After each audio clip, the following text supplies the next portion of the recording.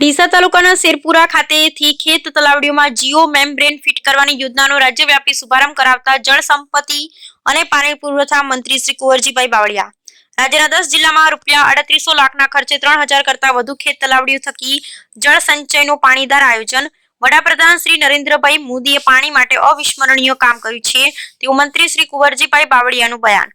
પાણી એ પ્રભુનો પ્રસાદ છે, એનો જરૂરિયાત પૂરતો ઉપયોગ કરવા ખેડૂતોને અપીલ કરતા સાંસદ શ્રી પરબતભાઈ પટેલ રાજ્યના જળ સંપત્તિ અને પાણી પુરવઠા મંત્રી શ્રી કુંવરજીભાઈ બાવળિયાના અધ્યક્ષસ્થાને ડીસા તાલુકાના શેરપુરા ખાતે ખેત તલાવડીઓમાં જીઓ મેમ્બ્રેન ફિટ કરવાની યોજનાનો રાજ્યવ્યાપી શુભારંભ સમારોહ યોજવામાં આવ્યો હતો।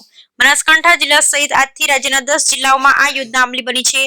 આ યોજના હેઠળ રાજ્ય સરકારે રૂપિયા 3800 લાખના ખર્ચે રાજ્યના 10 જિલ્લામાં ખેડૂતોને પોતાના ખેતરમાં બનાવેલી ખેત તલાવડીઓમાં જીઓ મેમ્બ્રેન ફિટ કરવાની આપવાનો લાભ આપવામાં આવશે। પાણીની અછત ધરાવતા વિસ્તારોમાં ખેત તલાવડી બનાવવામાં આવે અને તેમાં જીઓ મેમ્બ્રેન ફિટ કરવામાં આવે તો ચોમાસા દરમિયાન વરસાદી પાણી સીધું જમીનમાં ઉતરતું નથી અને સંગ્રહિત થયેલ પાણીનો ઉપયોગ વરસાદ ખેંચાઈ જાય અથવા તો વચગાળાના સમયમાં અને જ્યારે વરસાદ નહીં પડે તેવા સંજોગોમાં ખેડૂતો આ પાણીનો ઉપયોગ કરી પાક બચાવવામાં રવિ સિંચાઈમાં કરી શકે છે।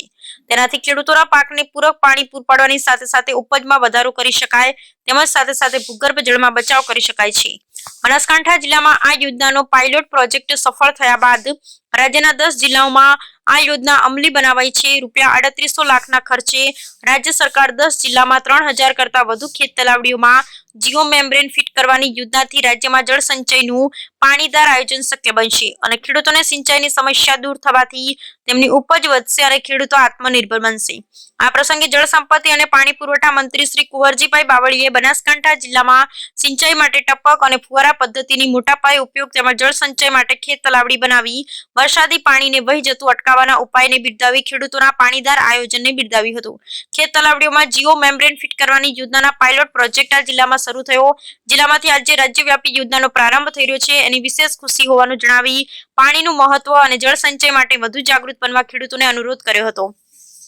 આ પ્રસંગે મંત્રીશ્રીએ જીઓ મેમ્બ્રેનનો વિચાર સંકલ્પ અને પાયલોટ પ્રોજેક્ટ દ્વારા યોજનાના ખેડૂતો માટે કેટલો ઉપયોગી બનશે એની વિગતવાર રજૂઆત રાજ્ય સરકાર સમક્ષ મૂકી આ યોજનાને મૂર્તિમંત સ્વરૂપ આપવામાં ભગીરથ પ્રયત્ન કરનાર ડીસાના ધારાસભ્ય શ્રી પ્રવીણભાઈ માળીની ખેડૂતો માટે ચિંતાને બિરદાવી અભિનંદન પાઠવ્યા હતા।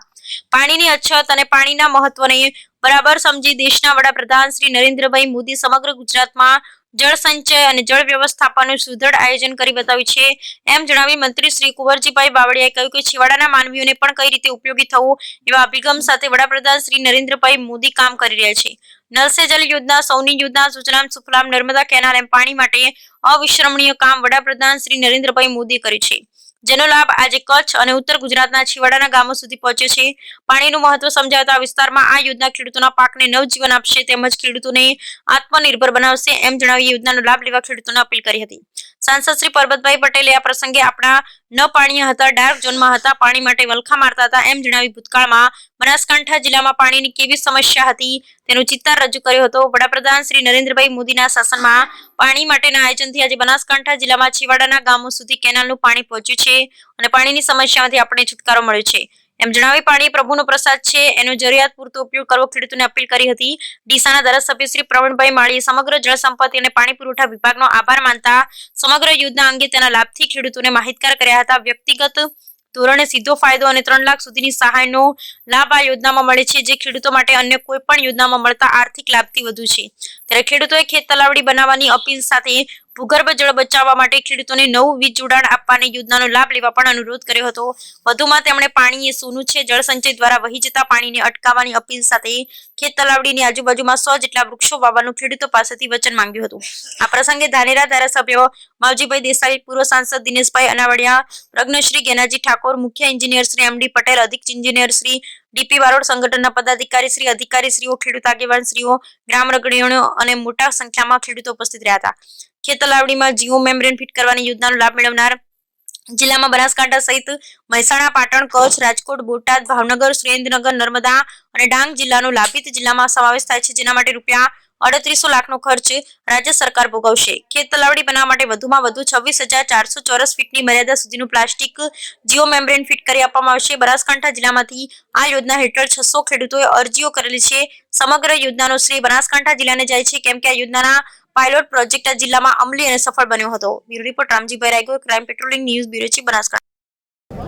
બનાસકાંઠા જિલ્લામાં ડીસા તાલુકામાં 1 વર્ષ પહેલાં ખેત તલાવડીનો એક પાયલોટ પ્રોજેક્ટ જે કન્સેપ્ટ આ વિસ્તારના સન્માનીય ધારાસભ્ય, સંસદ સભ્ય સૌ આગેવાનોના માધ્યમથી સરકાર સમક્ષ મુકાયેલો, એને સાકાર કરવા માટે, મૂર્તિમંત કરવા માટે અને ખેત તલાવડી એ શું ફાયદો થાય છે એના ભાગરૂપે રાજ્યમાં લગભગ 10 જિલ્લાઓમાં અને લગભગ 86 જેટલા તાલુકાઓમાં આ વર્ષે રાજ્ય સરકારે આ ખેત તલાવડી જીઓ મેમરીનો એક પ્રોજેક્ટ એને સાકાર કરવા માટેના એના ભાગરૂપે રાજ્ય કક્ષાનો આજની આ ખેત તલાવડીની શરૂઆત એનો અહીંયા શુભારંભ કરવામાં આવ્યો છે.